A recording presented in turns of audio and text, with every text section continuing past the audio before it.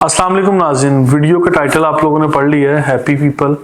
और हम लोग रियल एस्टेट का काम करते हैं। आप लोग रियल एस्टेट से मुतल्लिक अपडेट्स, न्यूज़ और जो भी करंट हैपनिंग है बहरिया टाउन कराची की खासकर हम आपके साथ शेयर करते रहते हैं।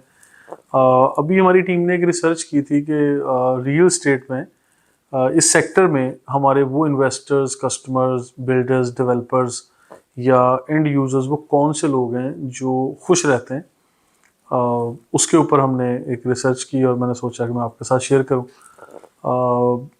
रिसर्च सामने इस तरह से आई कि हमारे वो कस्टमर्स जो सबसे पहले वाली कैटेगरी में मैं बताता हूं, हमारे वो कस्टमर्स जिन्होंने कमर्शियल में या रेजिडेंशियल में इन्वेस्ट किया और उनके पास उनकी प्रॉपर्टीज़ रेडी होकर डिलीवर हो गई और वो लोग अच्छा रेंटल रिटर्न इंजॉय कर रहे हैं।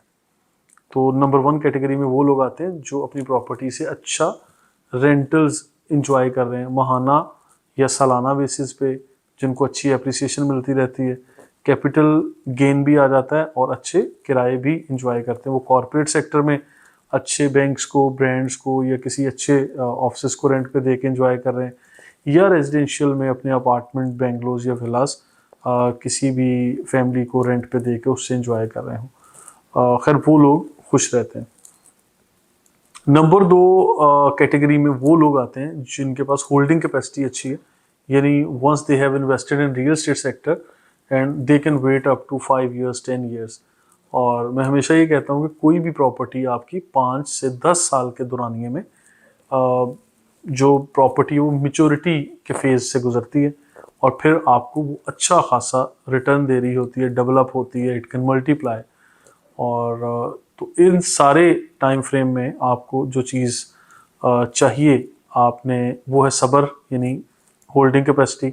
अगर आपके पास होल्डिंग कैपेसिटी है, यू कैन वेट, तो फिर आपको बहुत अच्छा रिटर्न मिल जाता है रियल एस्टेट सेक्टर में। तीसरी कैटेगरी में मैंने उन लोगों को रखा है जो लोग as a builder, as a developer अपने high rise commercial projects launch करते हैं। और ये वो लोग हैं जो बिल्डिंग्स बनाते हैं, कंस्ट्रक्शन से मुतल्लिक जिनका काफ़ी अच्छा काम रहता है। तो मेरी नज़र में कोई कमर्शियल प्लॉट लेके 100% पैसा अपनी जेब से लगा के उसके ऊपर प्रोजेक्ट यानी पूरी बिल्डिंग को बना के खड़ा कर देना या डिलीवर कर देना कोई अक्लमंदी नहीं है। अक्लमंदी ये है कि अगर आप लोगों ने कोई कमर्शियल प्लॉट लिया, एक हैवी इन्वेस्टमेंट आपने उसके ऊपर लगा दी, अपना एक अच्छा खासा कैपिटल उसके ऊपर लगा दिया, प्रोजेक्ट डिज़ाइन किया और डिज़ाइन करते वक्त जब आपने ये प्लान कर लिया कि एट द टाइम ऑफ जब मैं लॉन्च कर रहा हूँ ये प्रोजेक्ट, तो मुझे अप टू 40-50% ये प्रोजेक्ट सेल करना है या बुकिंग कर लेनी है। तो आपने क्या किया, आपने अगर 40-50% अपने प्रोजेक्ट की सेल कर दी या बुकिंग कर दी ऑन इनिशियल स्टेजेस, तो आप अपने प्रोजेक्ट को करने में खुश रहेंगे, कामयाब रहेंगे और कोई ऐसे डिप्रेशन के फेज में नहीं जाएंगे। उसकी रीज़न क्या है कि आपने अपने प्रोजेक्ट में अपनी जितनी भी जिम्मेदारियां थी वो 40 से 50, मैं परसेंटेज की बात कर रहा हूँ, 40 से 50% जितने भी वो नंबर ऑफ पीपल होंगे उनके साथ अपनी लाइबिलिटीज़ आपने शेयर कर ली। यानी इनफैक्ट वो अब आपको महंगाई हो, बहुत सारा एप्रिसिएशन मिल जाए, लॉस हो, प्रॉफिट हो, हर तरह से आप यानी अब अकेले उस चीज़ के जिम्मेदार नहीं है। वो सारी की सारी लाइबिलिटीज़ आपके शोल्डर्स पे नहीं है। पैरेलल जितने भी वो 40 से 50% लोग इस कैटेगरी में आते हैं जिनको आपने अपनी बिल्डिंग में यूनिट्स बेचे हुए हैं, कमर्शियल है, रेजिडेंशियल है, उन सब के ऊपर वो लाइबिलिटी शेयर हो जाती है। खैर ये जो लोग कंस्ट्रक्शन का काम करते हैं, एज ए बिल्डर डेवलपर काम करते हैं, उनको मेरा ये पॉइंट ज़्यादा समझ आएगा। इससे आगे चलते हैं, वो लोग जो प्रॉपर रिसर्च करके रियल एस्टेट में यानी प्रॉपर्टी में इन्वेस्ट करते हैं, वो लोग भी खुश रहते हैं। उन लोगों को कोई इससे प्रॉब्लम नहीं होता कि हमने प्रॉपर्टी महंगी ख़रीद ली या हमें प्रॉपर्टी सस्ती मिल गई, हमें प्रॉपर्टी घटिया मिल गई, या प्रॉपर्टी की लोकेशन अच्छी नहीं थी, या इसकी क्वालिटी अच्छी नहीं है, या बिल्डर ने ये कर दिया, डॉक्यूमेंटेशन में वीक पॉइंट रह गया, या जिससे हमने डील की वो इंसान अच्छा नहीं था। अगर आपने प्रॉपर रिसर्च की है, डॉक्यूमेंटेशन स्ट्रॉन्ग की है और अपने रिसर्च के जितने भी एलिमेंट्स हैं उनको फॉलो किया है, तो आई बिलीव के you will be happy in real estate sector. अगर आप इन्वेस्टर हैं, एंड यूज़र हैं, कस्टमर, किसी भी शक्ल में आप लोग चाहें।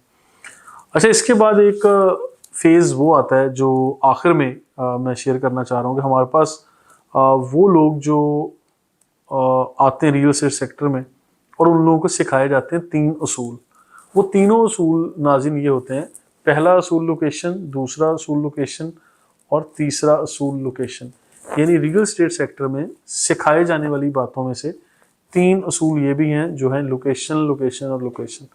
अगर आपने अपनी प्रॉपर्टी को बाय करते हुए एक्सीलेंट किस्म की लोकेशन का इंतखाब कर लिया तो यकीन मानिए आप खुश रहेंगे, आपको लॉस नहीं होगा, आप परेशान भी नहीं होंगे, क्योंकि जितने भी हालात बदतर हों, मार्केट डाउन चली जाए, क्राइसिस आ जाएं, आपकी प्रॉपर्टी की वैल्यू हमेशा बरकरार रहेगी।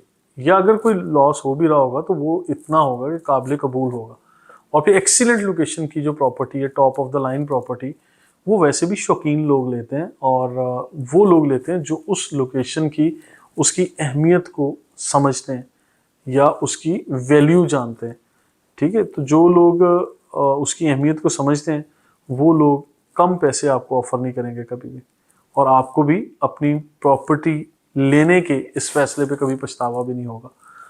और इसी चीज़ों के साथ साथ मैं आप लोगों को एक और चीज़ बता दूं, क्राइसिस में जो लोग अपॉर्चुनिटी की तलाश करते हैं, यानी जब हालात डाउन हो, मार्केट डाउन हो रियल एस्टेट की, उस वक्त जो रियल एस्टेट में जाके हाथ डालते हैं वो होंगे 1% लोग।